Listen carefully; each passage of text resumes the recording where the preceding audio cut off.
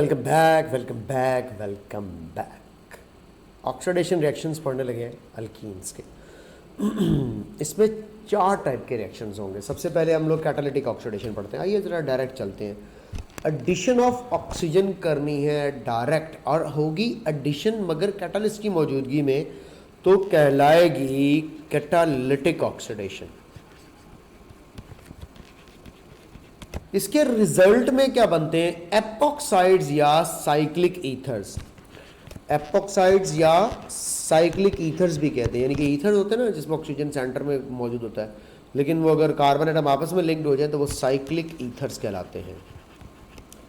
तो फॉर्मेशन होती है एपॉक्साइड्स की या साइक्लिक ईथर्स की। तो ये 2 बातें आप बराए मेहरबानी अपने जहन में रख लें।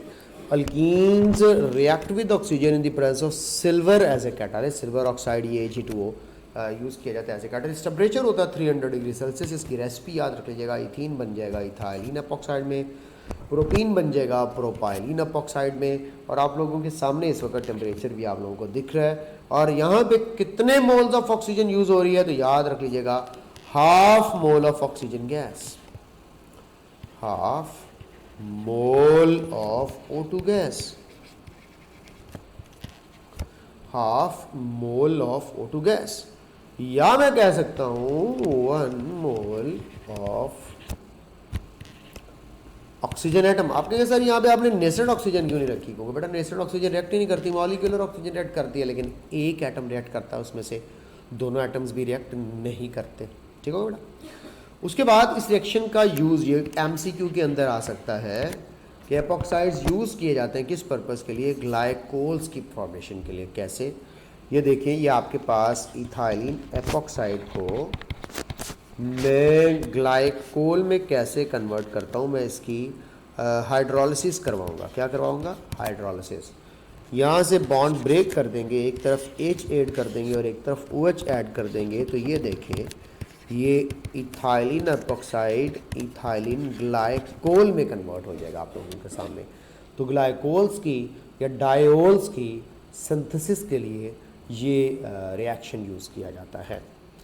Hydroxylation, Baeyer's test, very important paper के लिहाज से।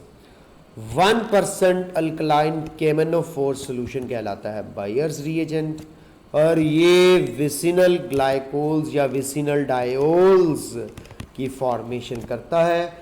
कलर पिंक होता है केमेनोफोर का, डिस्चार्ज होकर के इंडिकेट करता है कि प्रेजेंस है अनसैचुरेशन की, विजिबल चेंज आता है। ये जो पर्पल कलर है ये ब्राउनिश कलर के मैंगनीज ऑक्साइड में कन्वर्ट हो जाता है। क्या मतलब कि मैंगनीज +7 के साथ पर्पल कलर शो करती है, लेकिन प्लस यहाँ पे इस वक्त 4 के साथ ये ब्राउनिश से कलर को शो कर रही होती है, ब्राउनिश कलर। ठीक है बेटा। तो presence of unsaturation in the molecule इससे चेक की जाती है। ये रिएक्शन आपके सिलेबस में 2 तरह से है। एक कोल्ड फॉर्म में है, तकरीबन कोई 15 डिग्री सेल्सियस के राउंड अबाउट, एक हॉट फॉर्म में more than 100 degree Celsius temperature. दोनों तरफ अल्कलाइन केमेनोफोर यूज़ हो रहे हैं। यहाँ पे आप अल्कलाइन भी यूज़ कर सकते हैं और आप एसिडिक भी यूज़ कर सकते हैं हॉट फॉर्म के अंदर। डिफरेंस क्या है दोनों रिएक्शन में? ऊपर वाला रिएक्शन कहलाएगा हाइड्रोक्सिलेशन। हाइड्रोक्सिलेशन का मतलब क्या होगा? Addition of OH groups, addition of OH groups. और यहां पे ऑक्सीडेटिव क्लीवेज कहलाएगी अल्कीन्स की। ये कार्बोक्सिलिक एसिड्स प्रोड्यूस करती है, यानी कि ऊपर प्रोडक्ट्स होंगी डायोल्स, नीचे प्रोडक्ट्स होंगी कार्बोक्सिलिक एसिड्स। अब आपको एक मज़ेदार बात बता दूं कि ऑक्सीडेटिव बॉन्ड क्लीवेज जब होनी है तो नेसेंट ऑक्सीजन यूटिलाइज हो रही है। यहाँ पे हमें बाकायदा क्लियर दिख रही है। यहाँ पर भी केमेनोफोर का काम ऑक्सीजन ही प्रोड्यूस करना होता है, लेकिन ऑक्सीजन के साथ साथ वाटर यूज़ हो रहा है तो हाइड्रोजन भी ऐड हो जाती है। असल में यहाँ पे ऑक्सीजन ऐड नहीं होती डायरेक्टली, यहाँ पे OH ग्रुप ऐड होते हैं। यहाँ पे डायरेक्ट ऑक्सीजन ऐड होती है, तो इसलिए इसको ऑक्सीडेटिव बॉन्ड क्लीवेज कहेंगे या एडिशन ऑफ ऑक्सीजन कहेंगे। ठीक होगा। जहाँ पे कार्बन कार्बन डबल बॉन्ड आपको नज़र आ रहा है ना, वहाँ से आपने बॉन्ड को ब्रेक कर देना होता है। अब देखिए इसके कितने फ्रेगमेंट्स बन रहे हैं, इसके 2 कार्बन के फ्रेगमेंट्स बन रहे हैं। टोटल कितने moles of nested oxygen use हो रहे हैं? 4 मोल्स नेस्टेड ऑक्सीजन के यूज़ हो रहे हैं, लेकिन ऑक्सीजन गैस के 2 यूज़ हो रहे होंगे। बेटे दोनों के दोनों ऑक्सीजन एटम्स को यहाँ पे ऐड कर दिया जाएगा, तो एक फ्रेगमेंट ये बनेगा एसिडिक एसिड, दूसरा फ्रेगमेंट भी ये बनेगा एसिडिक एसिड। तो इस तरह आपको यहाँ पे 2 मोल्स नज़र आएंगे एसिटिक एसिड के मॉलिक्यूल के। तो ये 2 मोल एसिटिक एसिड प्रोड्यूस हो रहा है और ऊपर क्या प्रोड्यूस हो रहा था? ग्लाइकोल। ये दोनों रिएक्शन में डिफरेंस है। अब मैं आप लोगों को समझाता हूं कि पेपर में क्वेश्चन कैसे आएगा। एक नई स्लाइड ऐड करता हूं, बल्कि यहीं पे समझा देता हूं। मेरे पास इनफ जगह है आप लोगों के दिल में रहने के लिए। लो जी, ये पड़ी हुई है प्रोटीन। आप रिएक्शन करवा रहे हैं इसका KMnO4 के साथ। KMnO4 अल्कलाइन कोल्ड फॉर्म में बताएंगे क्या प्रोडक्ट्स होगी।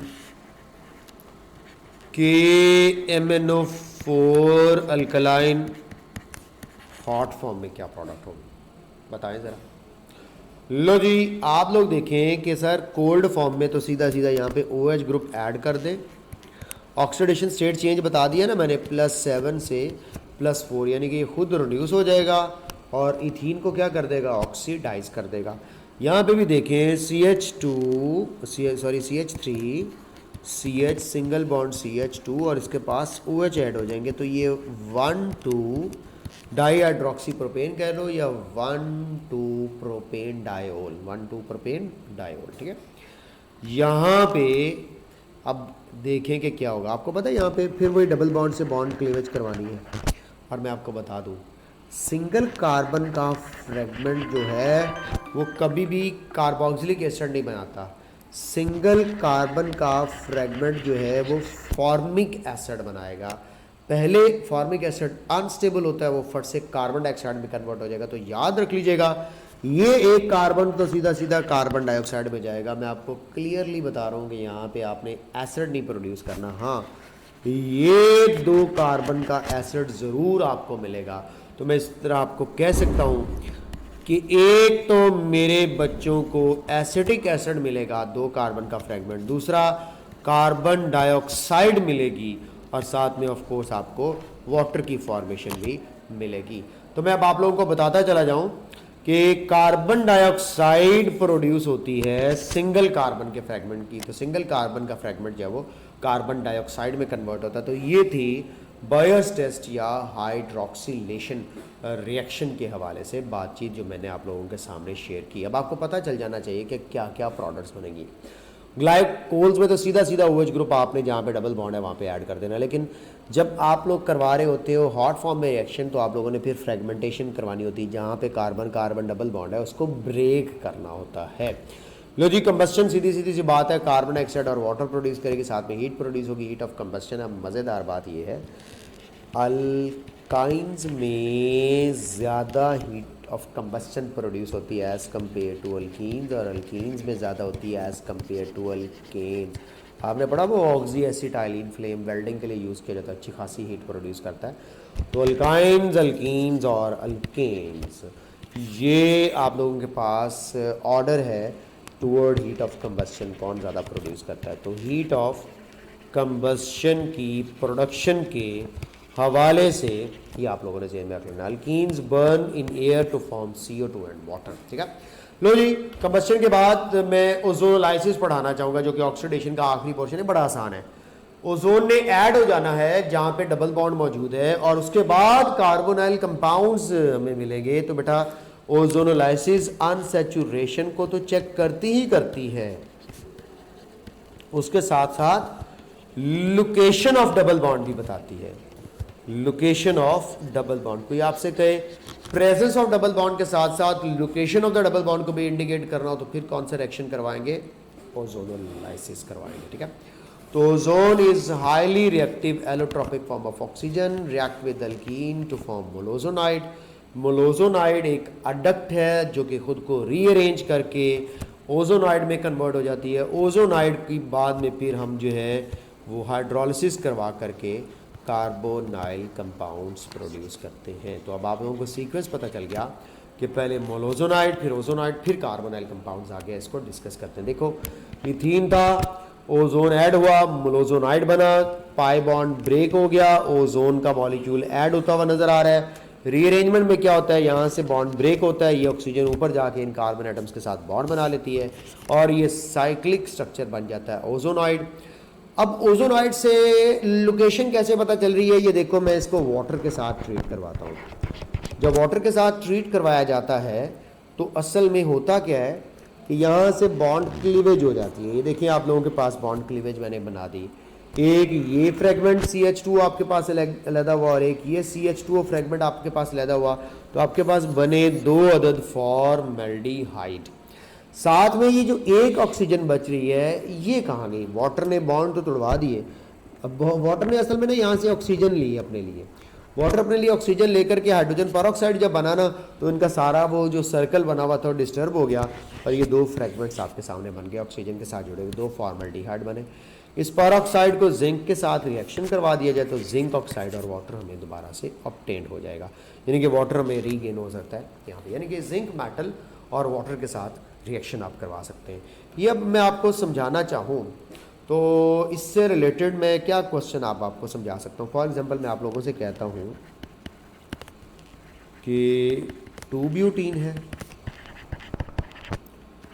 और 1 ब्यूटीन है, कैसे पता चलेगा किस टेस्ट ट्यूब में 2 ब्यूटीन है, किस टेस्ट ट्यूब में 1 ब्यूटीन है। आप कहेंगे सर दोनों में ओजोन पहले तो ऐड की जाएगी, ओजोन ऐड करके मोलोजोनाइड ओजोनाइड वगैरह बना लेंगे, ठीक होगा जी।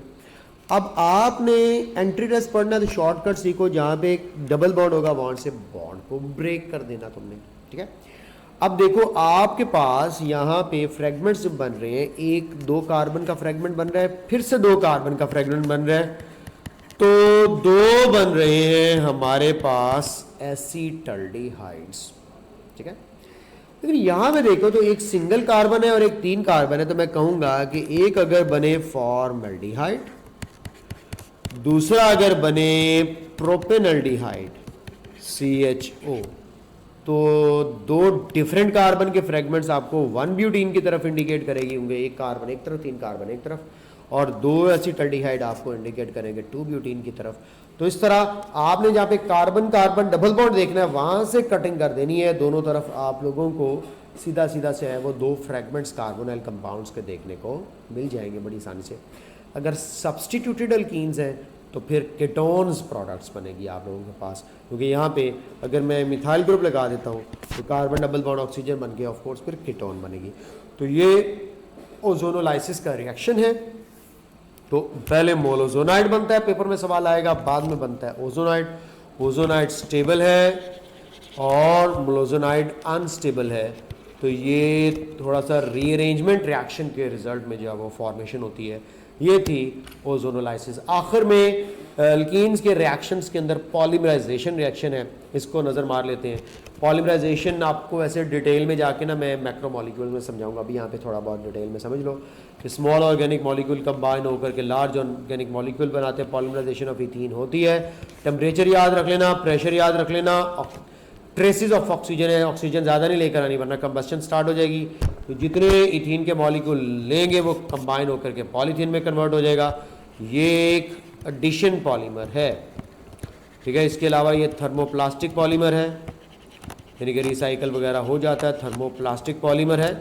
और बेटे मैं आप लोगों को बताता चला जाऊँ कि इसके अंदर गुड क्वालिटी पॉलीथीन बनाना हो तो आप लोग ट्राईइथाइल एल्यूमिनियम और टाइटेनियम टेट्राक्लोराइड यूज़ करेंगे, जिस कैटालिस्ट का नाम है ज़िगलर नाडा कैटालिस्ट। तो Ziegler Natta catalyst high density polythene HDPE को प्रोड्यूस करने के लिए यूज़ किया जाता है। कौन सा catalyst? Ziegler Natta catalyst.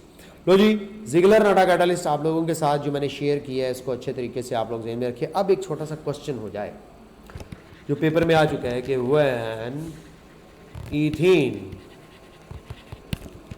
is converted to polythene,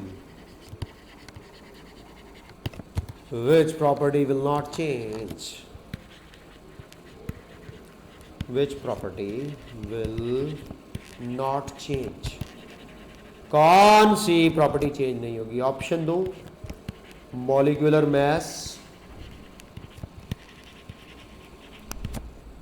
ethene polythene में कन्वर्ट हो रहा है, मेल्टिंग पॉइंट्स, बॉइलिंग पॉइंट्स,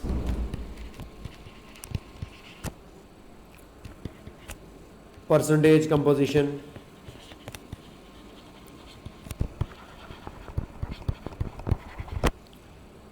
और